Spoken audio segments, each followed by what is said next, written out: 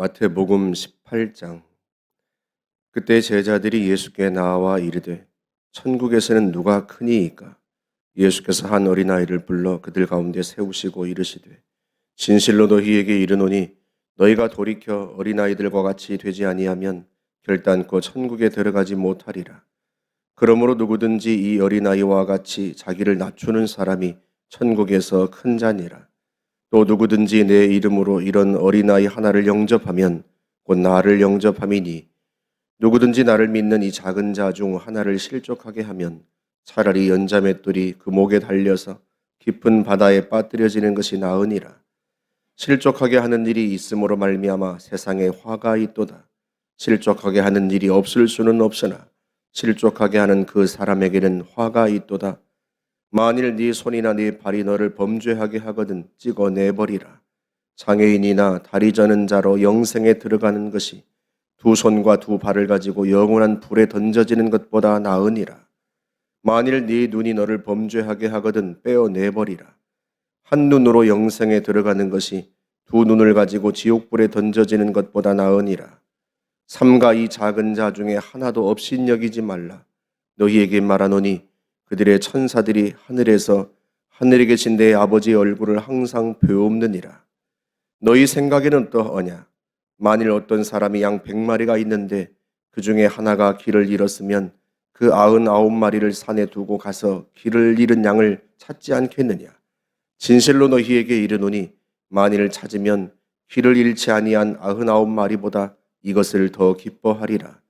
이와 같이 이 작은 자 중에 하나라도 잃는 것은 하늘에 계신 너희 아버지의 뜻이 아니니라. 네 형제가 죄를 범하거든 가서 너와 그 사람과만 상대하여 권고하라. 만일 들으면 네가 네 형제를 얻는 것이요 만일 듣지 않거든 한두 사람을 데리고 가서 두세 증인의 입으로 말마다 확증하게 하라. 만일 그들의 말도 듣지 않거든 교회에 말하고 교회의 말도 듣지 않거든 이방인과 세리와 같이 여기라. 진실로 너희에게 이르노니 무엇이든지 너희가 땅에서 매면 하늘에서도 매일 것이요 무엇이든지 땅에서 풀면 하늘에서도 풀리리라. 진실로 다시 너희에게 이르노니 너희 중에 두 사람이 땅에서 합심하여 무엇이든지 구하면 하늘에 계신 내 아버지께서 그들을 위하여 이루게 하시리라. 두세 사람이 내 이름으로 모이는 곳에는 나도 그들 중에 있느니라. 그때 베드로가 나와 이르되 주여, 형제가 내게 죄를 범하면 몇 번이나 용서하여 주리이까? 7번까지 하오리이까? 예수께서 이르시되 네게 이르노니 7번뿐 아니라 7번을 70번까지라도 할지니라. 그러므로 천국은 그 종들과 결산하려 하던 어떤 임금과 같으니 결산할 때에 10,000달란트 빚진 자 하나를 데려오매 갚을 것이 없는지라. 주인이 명하여 그 몸과 아내와 자식들과 모든 소유를 다 팔아 갚게 하라 하니 그 종이 엎드려 절하며 이르되 내게 참으소서 다 갚으리이다 하거늘 그 종의 주인이 불쌍히 여겨 놓아보내며 그 빚을 탕감하여 주었더니 그 종이 나가서 자기에게 100데나리온 빚진 동료 한 사람을 만나 붙들어 목을 잡고 이르되 빚을 갚으라 하매 그 동료가 엎드려 간구하여 이르되 나에게 참아 주소서 갚으리이다 하되 허락하지 아니하고 이에 가서 그가 빚을 갚도록 옥에 가두거늘 그 동료들이 이것을 보고 몹시 딱하게 여겨 주인에게 가서 그 일을 다 알리니 이에 주인이 그를 불러다가 말하되 악한 종아, 네가 빌기에 내가 네 빚을 전부 탕감하여 주었거늘 내가 너를 불쌍히 여김과 같이 너도 네 동료를 불쌍히 여김이 마땅하지 아니하냐 하고 주인이 노하여 그 빚을 다 갚도록 그를 옥졸들에게 넘기니라. 너희가 각각 마음으로부터 형제를 용서하지 아니하면 나의 하늘 아버지께서도 너희에게 이와 같이 하시리라. 아멘. 마태복음 18장은 제자들이 예수님께 했던 질문으로부터 시작합니다. 천국에서는 누가 큽니까? 제자들만이 아니라 항상 우리는 우리 중에 누가 큰지, 누가 높은지, 누가 서열 제1위인지 거기에 늘 관심이 많아요. 제자들이 그 관심사를 직접적으로 노골적으로 표출하기가 민망했는지 천국에서는 누가 큰지 그렇게 물은 거죠. 예수님이 어린아이 한 사람을 그들 가운데 세우십니다. 시청각 자료를 사용하시는 거죠. 어린아이와 같이 되지 않으면 천국에 들어갈 수 없고, 이런 어린아이와 같이 자기를 낮추는 사람이 천국에서 가장 큰 자다. 자기가 무슨 대단한 일을 했다고 해서 그 사람이 으뜸이 될 수 있는가? 그 사람이 큰 자가 될 수 있는가? 천국에서는 그렇지 않아요. 내가 아무리 대단한 일을 하고 사람들에게 인정받을 만한 일을 했다고 해서 그것으로 천국에 들어갈 수 있는 티켓을 얻을 수 있는 것은 아니에요. 하나님 앞에서 자기를 낮추고, 아무리 자기가 대단한 일을 하고 대단한 걸 가졌다고 하더라도 하나님 앞에서는 자기를 한껏 낮춰야 돼요. 주님, 나는 죄인입니다. 나를 불쌍히 여기소서. 그렇게 자기를 낮추는 사람만 천국에 들어갈 수 있어요. 하나님의 은혜를 구하는 사람만 천국에 들어갈 수 있단 말이죠. 그리고 그런 사람, 하나님 앞에서 자기를 낮추고 하나님의 은혜를 구하는 사람, 그 사람이 천국에서 큰 자입니다. 여기서부터가 진짜 중요해요.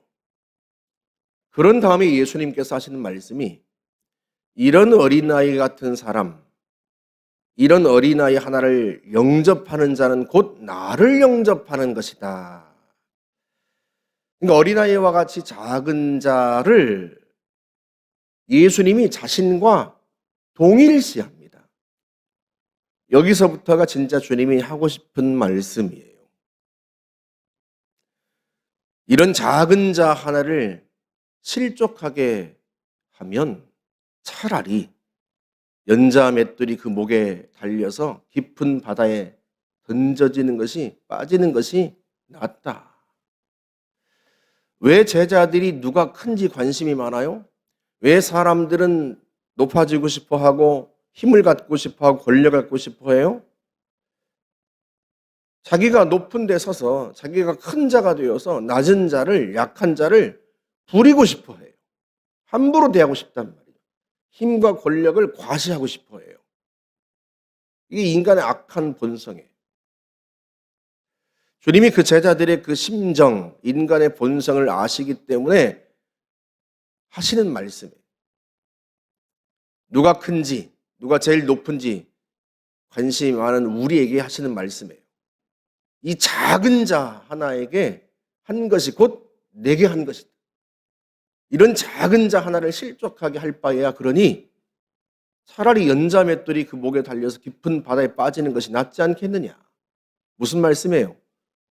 이런 작은 자 하나를 실족하게 하지 마라. 그런 의미입니다.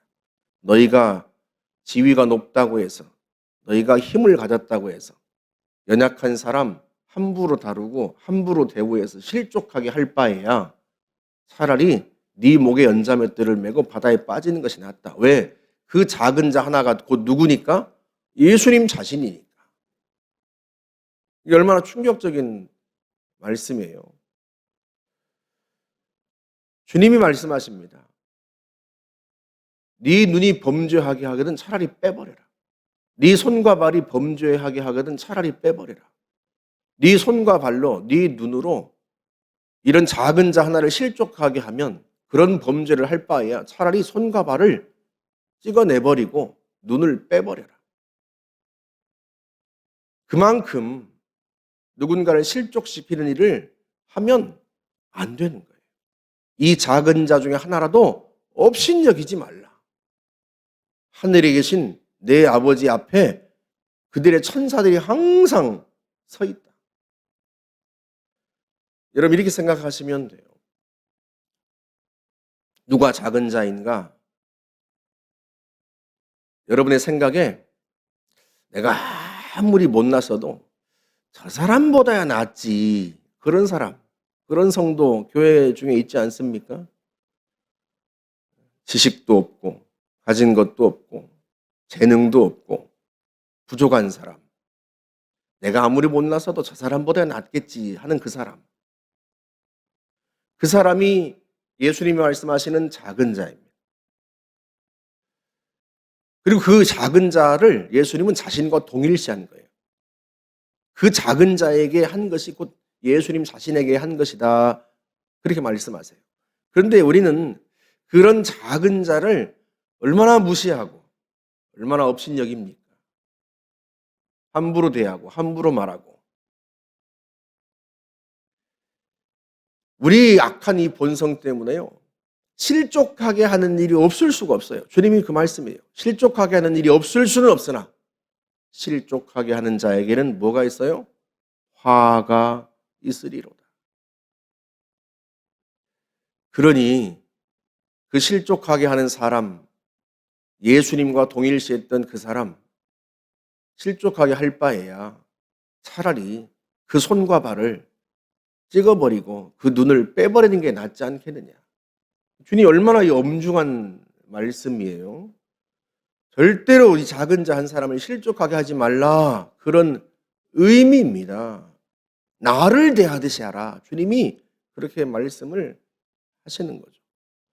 그렇게 말씀하시고도 모자랐는지 예화까지 드시죠? 양 100마리 중에 누가 한 마리를 잃어버리면 너희 같으면 어떻게 하겠느냐? 그 99마리를 산에 두고 그곳에 두고 그 잃은 양 한 마리를 찾아 나서지 않겠느냐? 찾으면 얼마나 더 기쁘겠느냐? 이와 같이 이 작은 자 중 하나도 잃어버리는 것은 너희 하늘 아버지의 뜻이 아니다. 그러므로 어떻게 하라? 작은 자, 그 사람 실족하게 하지 말고 그 사람을 대할 때 나를 대하듯이 하라. 이게 주님의 말씀이에요. 주님의 말씀은 거기서 더 나갑니다. 나는 그러면 그런 죄를 범하지 않는데 다른 형제가 죄를 범하면 어떻게 하나? 네 형제가 죄를 범하거든 네가 그와 단둘이서 권하라. 나는 누군가를 실족시키지 않아요. 나는 항상 주의해요. 나는 겸손하게 나를 낮추고 다른 사람을 함부로 대하거나 무시하거나 얕보거나 업신여기지 않아요. 그런데 누군가 내 형제가 다른 성도가 자꾸 다른 성도를 연약한 성도를 무시하고 실족시킨단 말이죠. 그 죄를 범합니다. 그러면 어떻게 하라? 일단은 네가 단둘이 그 형제에게 권하라. 네 말을 듣지 않으면 한두 사람 더 데리고 가서 함께 권해라. 그래도 말을 안 들으면 교회에게 말하라. 교회의 말도 듣지 않으면 이방인과 세리처럼 여겨라. 이게 무슨 말씀이에요? 더 이상 저 사람은 예수 믿는 사람이 아니다.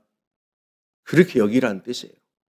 이게 얼마나 무서운 말씀이에요. 그러니 여러분 우리가 나도 모르는 사이에 내가 누군가를 업신여기고 그 사람에게 상처 주고 실족시켰는데 내가 그거 모를 수 있어요. 누군가 내게 와서 야, 너 때문에 그 집사님 상처받았어.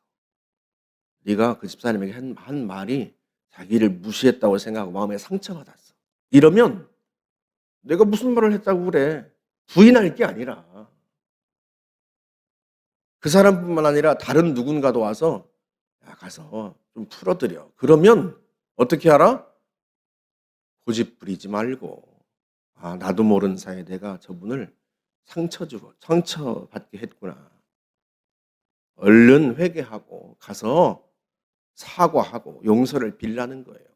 교회 공동체까지 나서도록 만들지 말라는 거예요.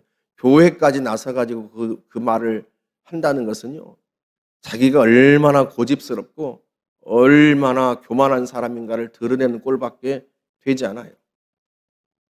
교회 말도 듣지 않으면 이게 무슨 말이에요? 목사의 말도 듣지 않으면 집사님이 가서 사과하세요 하고 말하는데 목사님 내가 뭘 어쨌다고 그러세요?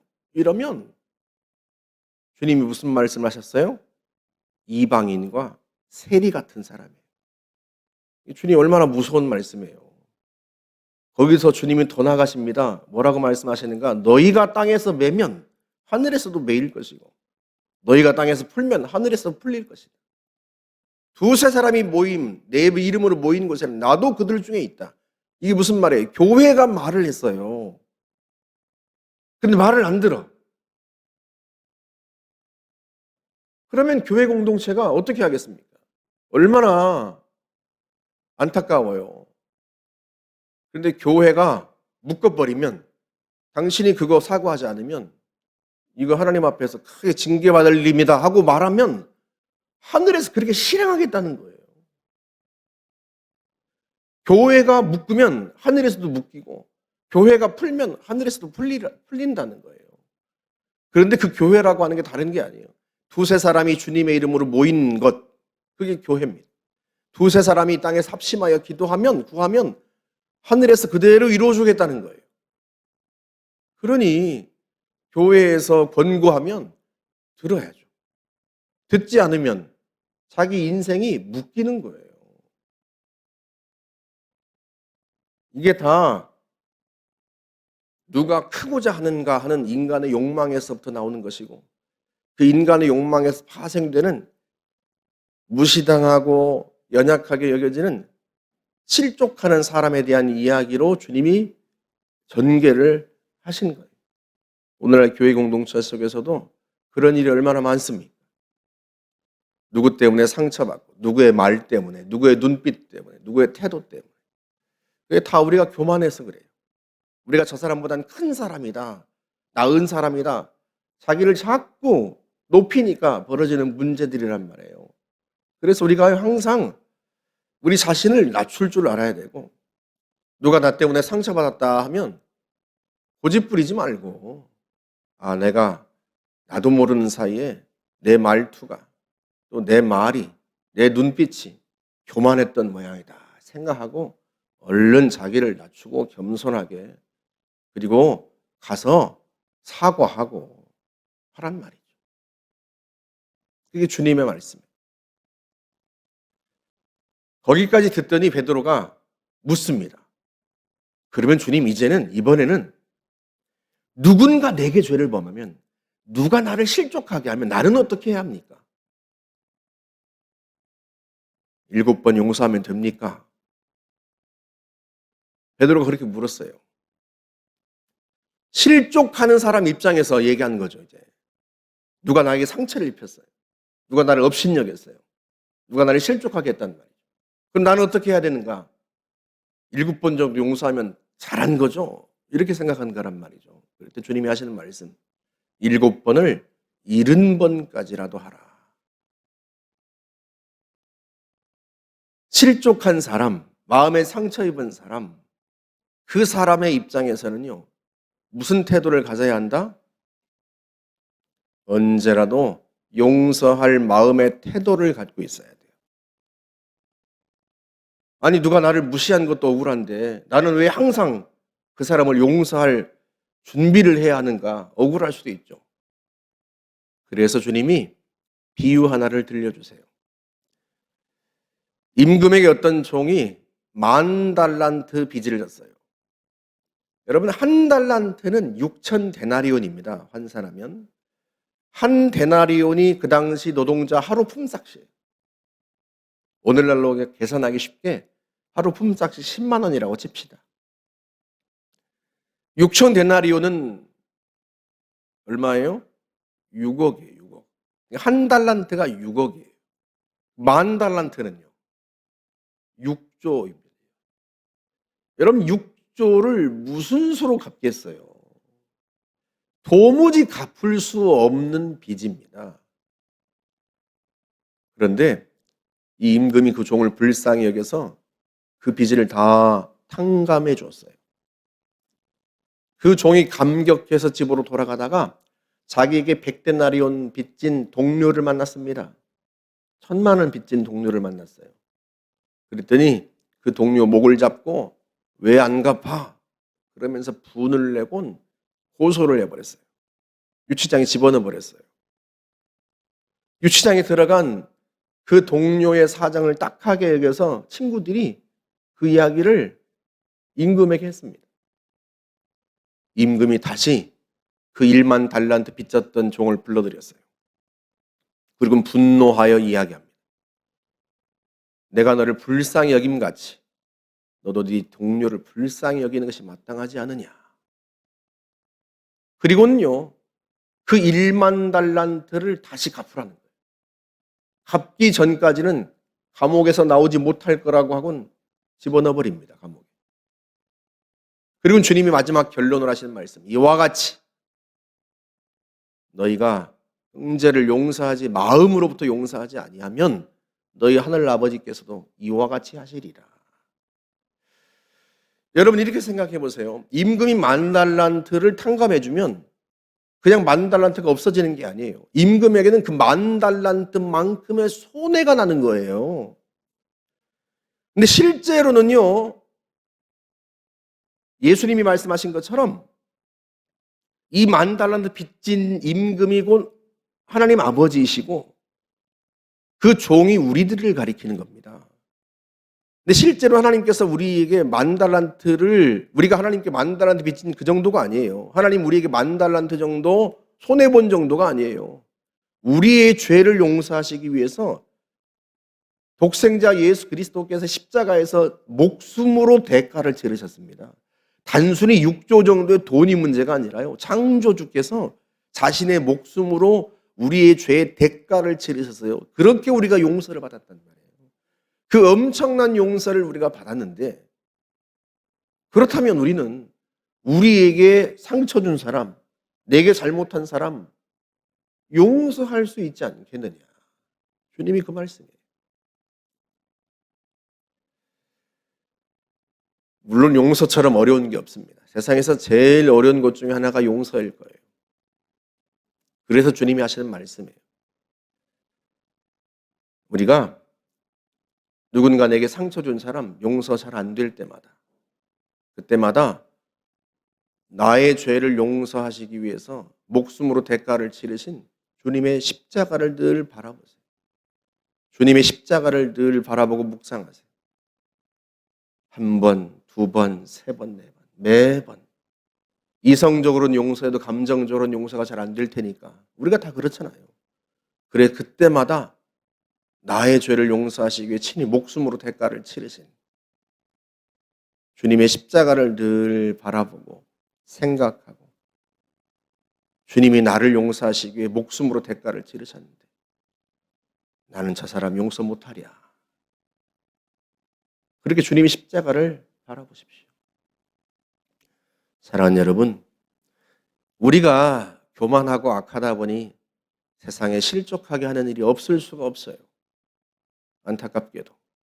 그러나 실족하게 하는 사람은 화가 있는 줄 알아서 얼른 우리가 회개하고 우리 자신을 돌아보고 낮추고, 다른 누군가가 또 다른 형제를 실족하게 하면 그런 일이 다시는 반복되지 않도록 얼른 찾아가서 권고하고, 또 내가 실족했으면, 마음의 상처를 입었으면 나 역시도 주님의 십자가를 바라보면서 용서할 마음의 준비를 하고, 그게 교회입니다.